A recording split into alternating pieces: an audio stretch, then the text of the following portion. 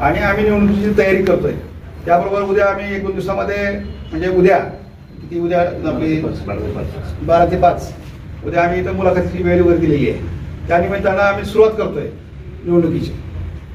महाराष्ट्राचे मुख्यमंत्री देवेंद्र फडणवीस यांनी स्पष्ट सांगितलेलं आहे की स्थानिक लेवलला आपल्या आपल्या पद्धतीनं निवडणुका लढवा आणि शांती मैत्रीत पूर्ण लढवा. जर युती होत नसेल तर मग भाजप जर युती करतच नसेल तर तुम्ही 40च्या 40 लढण्यासाठी सक्षम आहात का?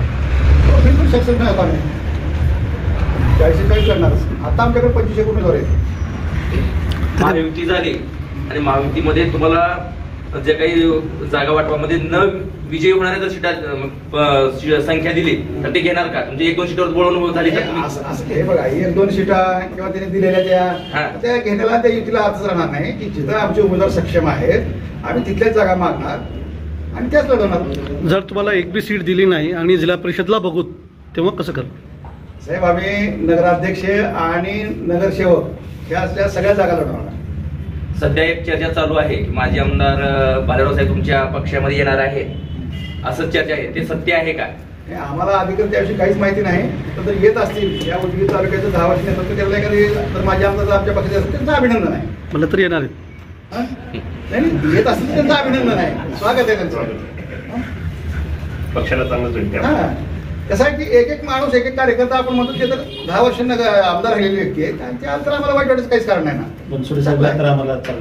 तुमच्यासोबत चर्चा झाली नाही का स्थानिक लेवलवर? नाही, स्थानिक लेवलवर चर्चा होत नाही. आता शिवसेना माऊलीला कुठले मुद्दे घेऊन लोकांमध्ये जाणार आहे? त्यामध्ये एवढे प्रॉब्लेम झाले म्हणजे नामांतराचं काही झाले, सगळ्या स्वच्छतेच्या बद्दल हे झाले, शहरामध्ये वाढत्या समस्या नगरपालिकेच्या सोडू शकल्या नाही, एकदाही रस्त्यावर शिवसेना येऊ शकली नाही. आता काय म्हणजे जनतेपुढे कशा निमित्तानं जाणार होतं?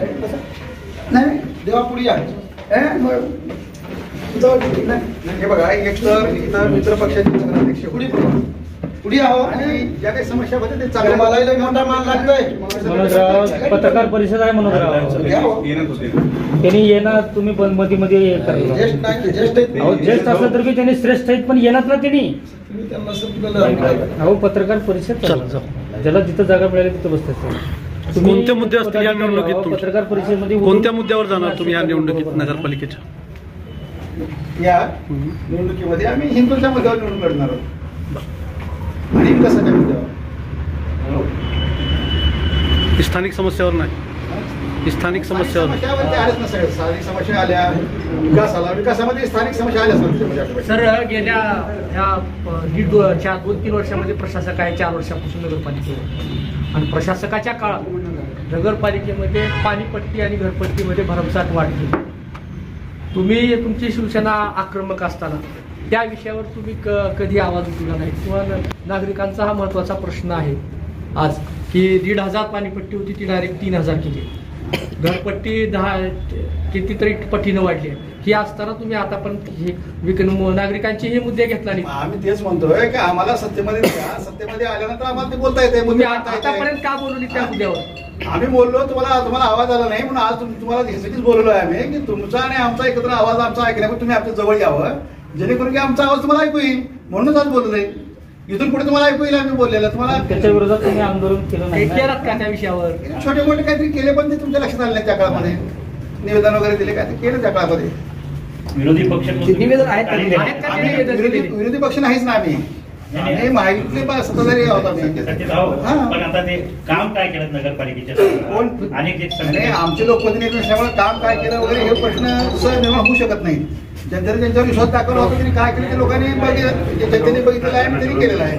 त्याप्रमाणे आता पब्लिक ठरवून काय करायचं ते. तुम्ही राज्यात सत्ताधारी आहात म्हणून त्या विषयावर इथं गप्प बसतात का? कुठं इथं नाही. आम्ही जनतेने जे मागच्या काळामध्ये जनादेश दिला त्याचा आम्ही आधार करून गप्प बसलोय.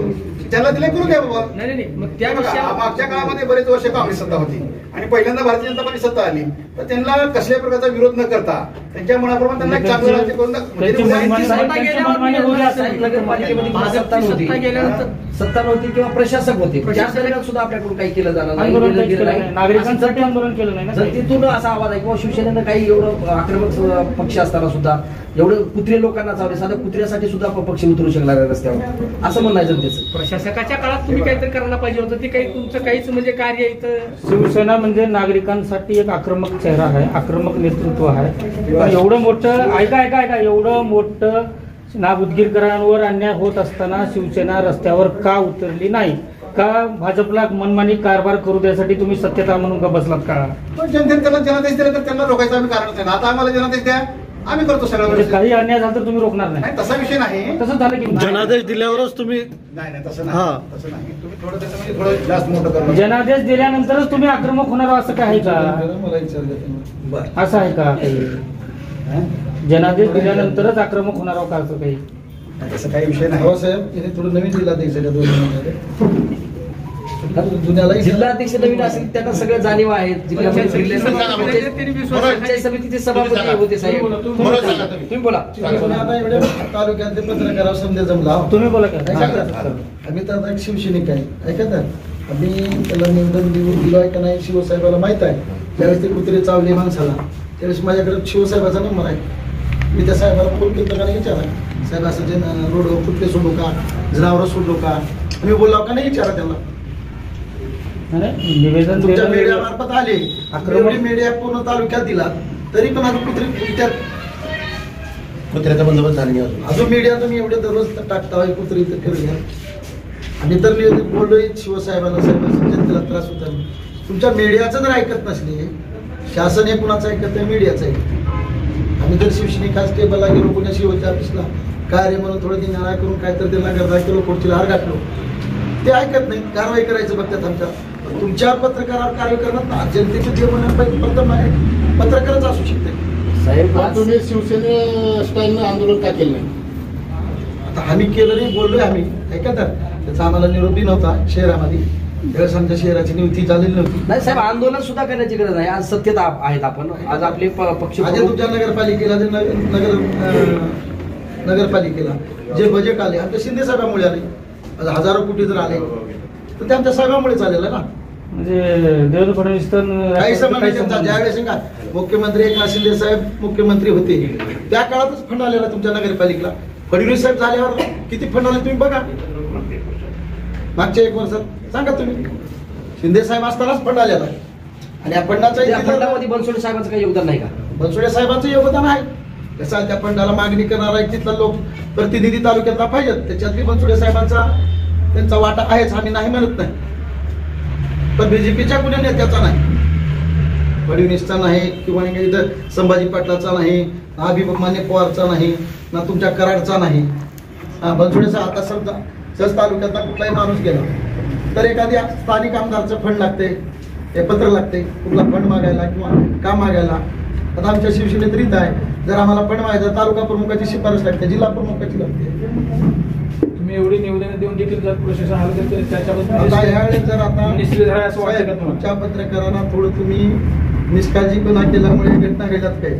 आता तुम्ही पत्रकार अजून काही जर असल्या अडचणी असल्या सांगा, मी त्यांच्यावर आंदोलन करू, तू कुशल शिवसेना स्टाईलनं करू. पत्रकारांच्या निष्काळजीपणामुळे काय घडलंय? आता तुम्ही एवढ्या दररोज बातम्या देऊ लागलो हवा साहेब, ऐका तर तुम्हाला प्रशासन ऐकलं. माणसं मराठी का कुत्रे चावले ऐकत आम्ही काय केलं सांगू, जनतेचा देव प्रथम पत्रकारच राहते हो. खुर्च्या शिवसेनेपेक्षा आक्रमक तुम्ही आहोत. पत्रकारांनी काय निष्काळजीपणा केला असं वाटतं आपल्याला? शिव म्हणायचे मला जे आता तुम्ही शिवच्या काही दाखिला शिवला निवेदन दिलं, आज तुम्ही मला सांगा शिवाजी चौकामध्ये 25 वेळेस खड्डे बुजले असतात, तिथं अजून खड्डे पडतात. उडान पुलामुळे या उडान पूल झाल्यापासून तिथं अपघात किती झाल्या, 3 महिन्याला खड्डा बुजते अजून पडते. आता काल परवा 1 महिन्याखालीच बुजित अजून खड्डा पडले. एवढे अपघात होत्यात त्या खड्ड्यामुळे, तिथं लक्ष देत नाही. आता काल परवा 2च महिने झाले करून. पत्रकारचं लक्ष नाही तुमचं पाहिजे. पत्रकार तुम्ही सांगितल्यावर पत्रकारला कळतंय. तुमच्या पत्रकारात टाकाल ते बोलतात, तुम्ही सांगितल्यावर पत्रकारला कळतंय. साहेब पत्रकार बातमी लिहायले, आंदोलनही करावं लागलं पत्रकार, मला माहिती आहे. पण तुम्ही तेव्हा आले नाही, त्या आंदोलनाला सुद्धा आले नाहीत. साधं त्या पत्रकाराच्या विद्युतच्या विकासासाठी अतिक्रमणासाठी आंदोलन उभारले 8-8.5 महिने पत्रकारांनी आंदोलन केलं, अतिक्रमणी हाणलं केलं, तुम्ही साधं येऊ शकला नाही. येऊन गेलो की साहेब तुम्हाला नमस्कार करून शेतात कुठं आहे भाऊ? पण साहेब त्यावेळेस पक्ष आम्ही पावसामध्ये आंदोलन केलं की पक्ष शिवसैनिकांनी आपल्या पत्रकार ह्याच्यामध्ये. खरं तर उदगीर शहरामध्ये पत्रकार जसं विरोधी पक्ष म्हणतात तसं तुमचं काम आहे सर चांगलं. आम्ही स्थानिक मुद्द्यावर तर सध्या समस्या घाणीच्या समस्या आहेत आणि कचऱ्याच्या समस्या आहे, नालीच्या आहेत, साफसफाई व्यवस्थित आम्ही त्या तर स्थानिक मुद्द्यावर लढणारच आहोत आमच्या सगळ्या या वरिष्ठाच्या ह्याच्यातून. आता साहेबांनी सांगितले आम्हाला वरून आदेश आहेत की सन्मानपूर्वक युती करा, झाली नाही तर मग पक्षाच्या आदेशानं आमच्याकडे 40 नगरसेवक पदासाठी इच्छुक उमेदवार आहेत आणि नगर अध्यक्षासाठी 2-3 भेटून पण आल्यात वरती जाऊन. तर आमची पूर्ण तयारी आहे. आमचं पहिलं प्रेफरन्स साहेब म्हणल्याप्रमाणे आमच्या साहेब सचिव शिंदे साहेबांसोबत आमची बैठक झाली. एकनाथ शिंदे साहेबांचं स्वतः लक्ष आहे आणि तर आम्ही गेल्या दिवाळीमध्ये 15 दिवस झालं बनसोडे साहेबांना भेटलो होतो. बनसोडे साहेबांनी ओके आपण 2 दिवसात बसू म्हणले होते. 10 दिवस झाले, 15 दिवसात साहेबांना भेट असेल किंवा आज बसवराज पाटील मुरुमकरला भेटलो. त्यांनी पण सांगितलं की 4 दिवसात बसू म्हणले होते, 30 तारखेपर्यंत बसायचं ठरवलं. तर आता मध्ये बरेच 7-8 दिवस आणखी एक्स्ट्रा झाले. त्यामुळे आपण सगळेजण तयारी करा. तर आम्ही शिवसेना पण तयारी करावं आणि सुरुवात तुम्हाला बोलून उद्यापासून मुलाखती चालू करायचं आहे. आणि उदगीरच्या विकासासाठी तुम्ही 100% बोललात. करा आमच्या काही वाड्या वगैरे राहिल्या होत्या. आता फक्त कुत्र्याच्या आंदोलन, बाकी सगळ्या आंदोलनामध्ये साहेब आम्ही तुमच्या सोबत आहोत. आणि अतिक्रमण खरं तर तुमचं श्रेय आहे, आमच्या सगळ्यांचा पाठिंबा आहे तुम्हाला. तुमच्या पत्रकार भवनचा विषय होता तर आमचा पाठिंबा होताच. सगळ्या गोष्टी तुमच्यासोबत पाठिंबा आहे, तुमचा आम्हाला पाठिंबा आहे. तर तुम्ही थोडं आमच्याबद्दल सकारात्मक भूमिका ठेवावी आणि नगर विकास खातं आमच्याकडे आहे. नगर आमचे 4 नगरसेवक जर निवडून आले किंवा नगराध्यक्ष निवडून आले तर तुम्हाला जसं पाहिजे तसं आम्ही शिंदे साहेबांपर्यंत जाऊन काम करून देऊ शकतो, एवढी आम्हाला गॅरंटी आहे. मराठवाड्यासह संपूर्ण महाराष्ट्रात आणि उदगीर तालुक्यात प्रचंड अतिवृष्टी झाली. शिवसेनेच्या वतीनं काय सहकार्य करण्यात आलं आणि तुम्ही कुठं कुठं भेट दिली? आमच्या शिवसेनेच्या वतीनं आम्ही वैयक्तिक पातळीवर म्हणजे करून नेते त्या गावामध्ये जे काही म्हणजे जीवनावश्यक गोष्टीचे जे किट्स असतात ते वाटप केलेले. बऱ्याच ठिकाणी पक्षाच्या वतीनं सुद्धा आलेले ते सुद्धा किट वाटप केलेले केलं आम्ही. उदगीरच्या स्थानिक शिवसेनेच्या वतीनं काय म्हणजे कुठे गेलं? आम्ही बोरगावला वाटप केलंय. बोरगावला पूर्ण गावामध्ये जेवढं बोरगाव आणि धरणगावमध्ये जेवढे घर आहेत तेवढे घराला वाटप केले. त्या बोरगावच्या 70 घराला झालं, धरणगावमधल्या एक 8-9 घराला